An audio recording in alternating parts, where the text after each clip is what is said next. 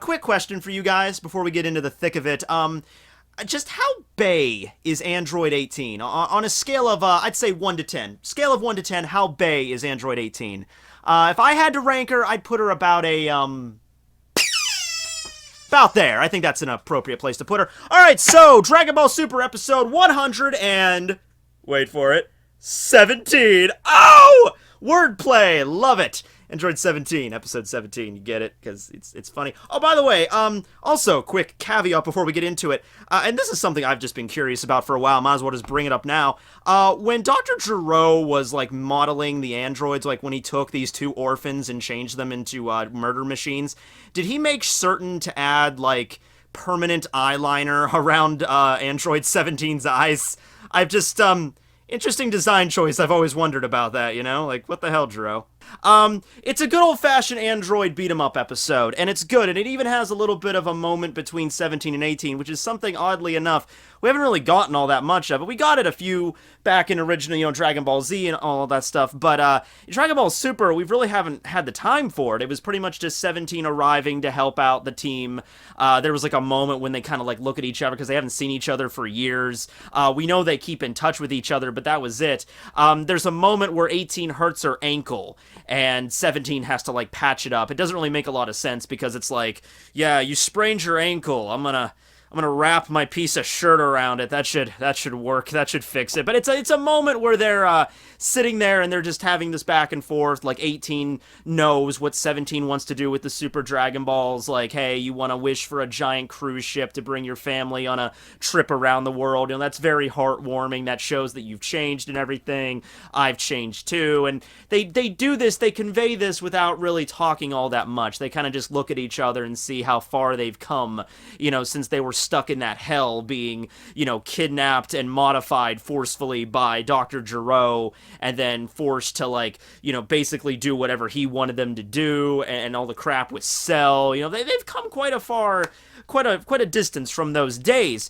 You know what's something that I really want to see? And I know Dragon Ball's never really been much for, like, elaborating on the backstories of, like, why a character is the way they are. Like, with the main cast they are. I'm not talking about, like, Goku or Krillin.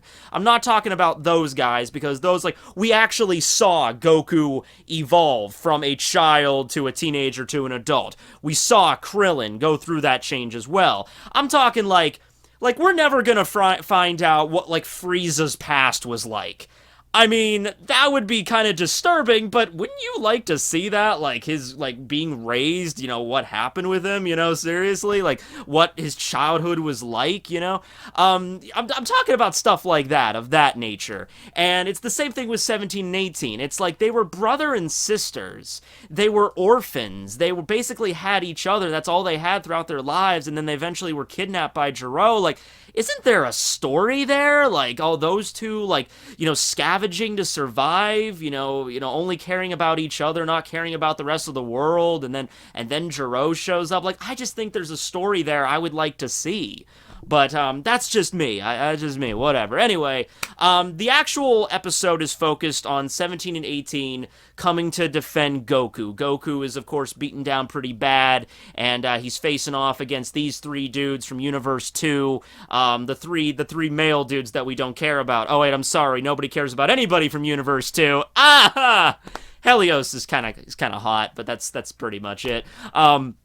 So Goku can barely stand at this point. He's, like, stumbling around. 17 and 18 show up. Ribrianne and the other one, the Ty Lee chick, who I've never learned her actual name.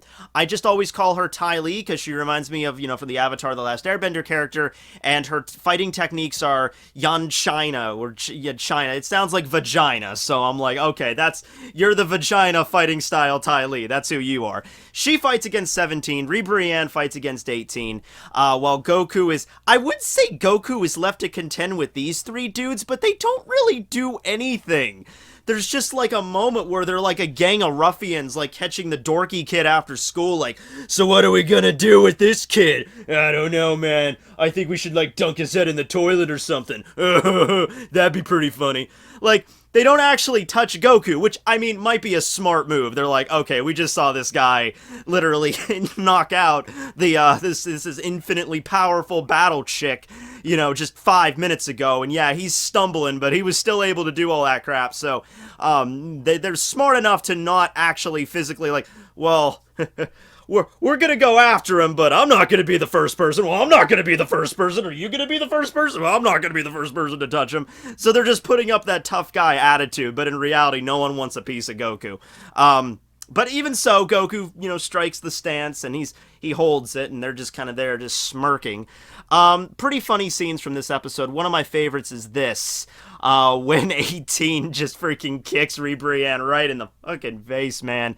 Kicks her, caves her head in like a freaking, it's like a plastic toy, you know, like after she gets knocked into a wall, like makes like a balloon sound effect, like, you know, Ribrianne is very weird in terms of just, like, powers and everything like that. Oh, by the way, speaking of, I need a drink before I get into this. Hold on.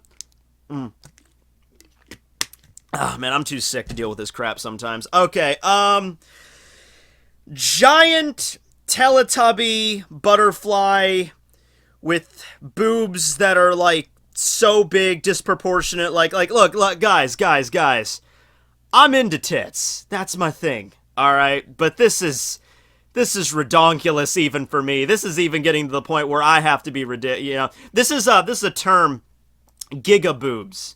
Anybody know? There's like limits. There's mega boobs, there's gigaboobs. If you know the ranking systems, you know it. If you don't, you don't. It's just whatever. But this is getting to the point where it's just simply absurd, you know? And so she attains this form by all the members of Universe 2. I'm assuming in place of Ki, they just have love. Because they either it's still Ki, they're just calling it love, or it's literally just love energy in Universe 2. Considering Helios is the god of destruction, that would make sense. But yeah, they all take out their freaking light sticks, their glow sticks that they bought at freaking Dollar Tree. And they're like, oh yeah, the power of love! And it all goes into Ribrianne, and she becomes whatever the hell you want to call this. I was initially thinking, oh, it would be so freaking hilarious if she took one step, tripped, and then fell off the damn fighting stage. That would be a great way to end this.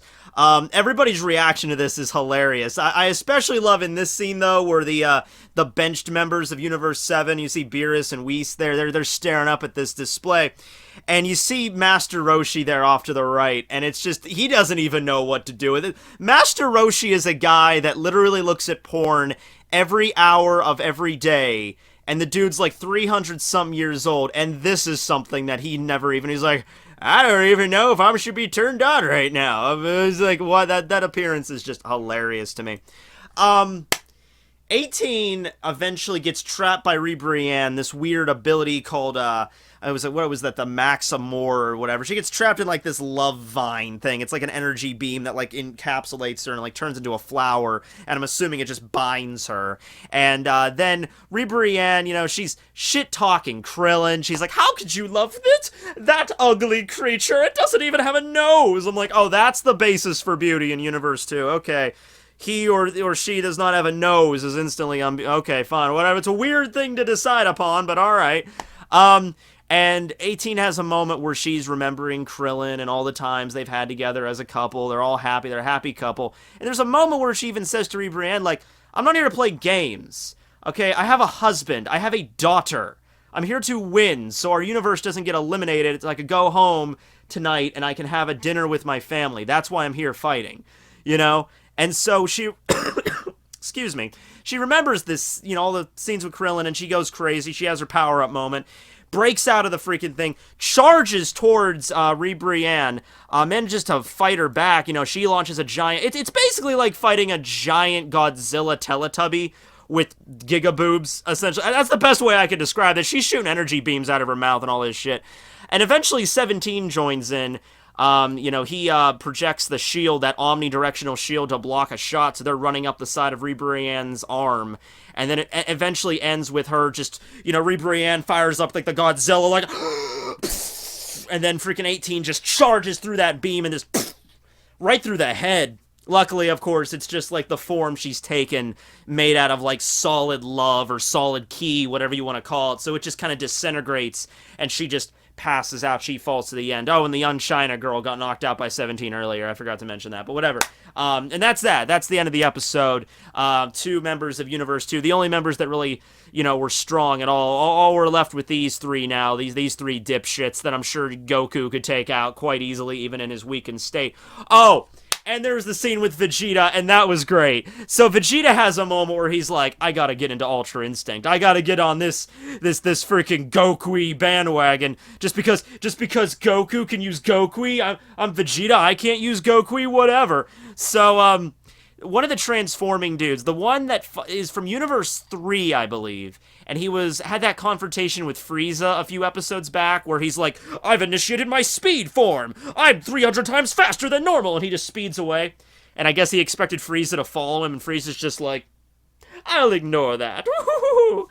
Yeah, that dude. So he's fighting Vegeta, and he does like a battle form now. Yeah, it's kind of neat. He has a belt buckle that has like different letters. So S means like speed mode, and B means battle mode, and A means, I don't know, asphyxiation mode.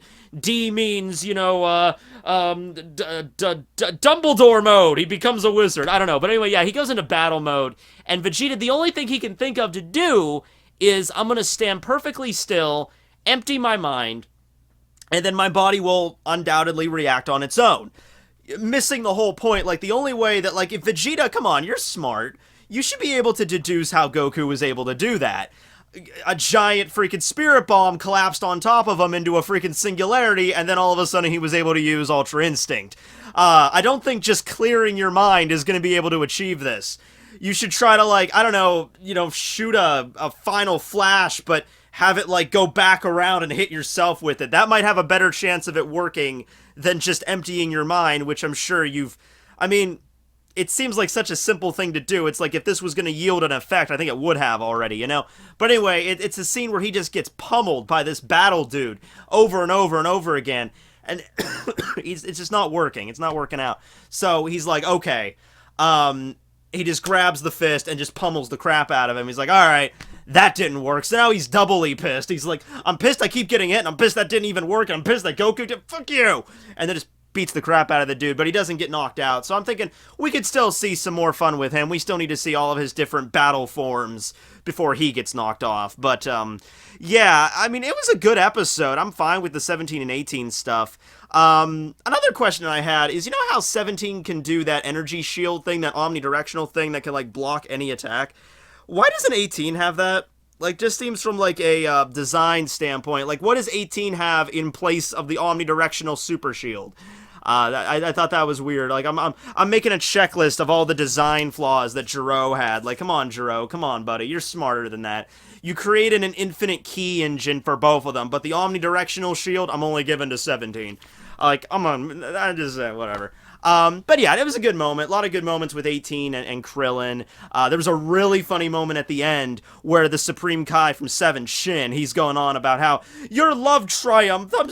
I'm so jealous of you two, all the love that you share, and he's kind of getting sappy with it, and 18 literally just fires a shot that grazes Shin.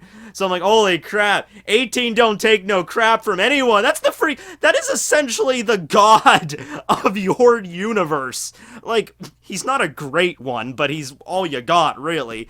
If you had a choice between praying to Shin and praying to Beerus, you definitely would pray to Beerus. But, come on, he is technically a god, and you're just shooting a pot shot at him like, you talk that way about that, you bring up lovey-dovey bullcrap again, I will straight up cap you, I don't care who you are. So, that was pretty funny. But yeah, that was a good episode all told. Sorry for the coughing, I'm just getting over it. But yeah, hope you guys enjoyed it. Next episode, did not see the preview for next episode, actually. I want to keep it a secret. I do that some weeks. I don't know if you do it. I do it sometimes, where I'll watch the preview some weeks, and other days, you know what? I want to see where this is going. I don't want to see where we're going to next, because there's only 15 minutes from the Tournament of Power remaining, which means we only got a good, at bare minimum, 16 episodes, of course, because I'm still accounting for that one filler episode that's going to be in there. I'm waiting for it. 5 minutes left in the tournament. No, screw it. 2 minutes left in the tournament. Then we cut back over to Earth to see what Goten and Trunks and Marin are doing on the island. We're gonna do that. I swear to God, it's gonna happen.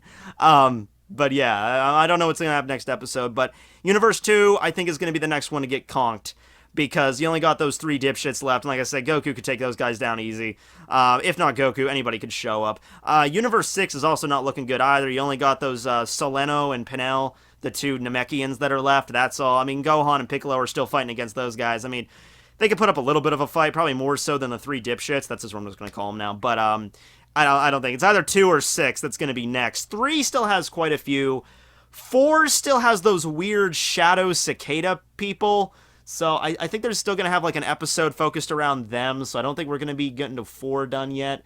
Like I said, 6 isn't looking too good. 9's gone, 10's gone, and of course 11 is still. We're still going to be a few more episodes out until we deal with the rest of the Pride Troopers. I think we're not ready for them yet, unless the preview said, "Oh yeah, all the Pride." Next is Dispose episode. I'm like, damn it.